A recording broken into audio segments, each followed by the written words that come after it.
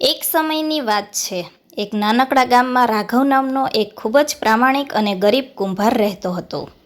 તે આખો દિવસ મહેનત કરીને માટીના સુંદર વાસણો બનાવતો અને તેને વેચીને પોતાનું ગુજરાન ચલાવતો. તે હંમેશા ભગવાનનો આભાર માનતો અને કહેતો, પ્રભુ, તું જે કરે છે તે સારા માટે જ કરે છે.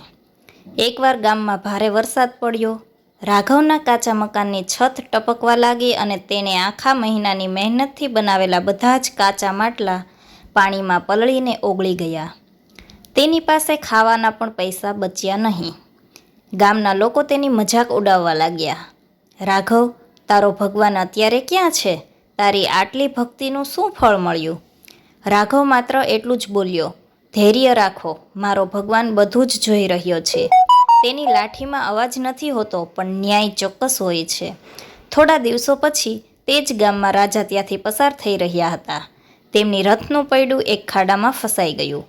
રાઘવે પોતાની મહેનતથી રાજાને મદદ કરી. રાજા તેની પ્રામાણિકતા અને તેના ચહેરા પરની શાંતિ જોઈને ખૂબ પ્રભાવિત થયા.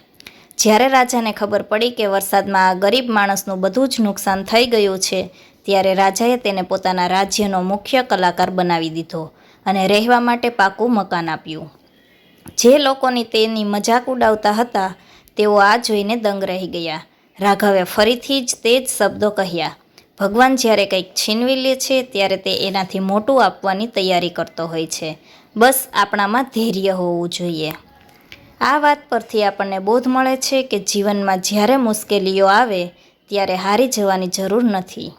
ઈશ્વર પર શ્રદ્ધા રાખો અને ધૈર્ય ધરો, કારણ કે તે આપણા દરેક કર્મ અને દરેક આંસુને જોઈ રહ્યો છે. યોગ્ય સમયે તે આપણને આપણી સહનશક્તિનું ફળ ચોક્કસ આપે છે.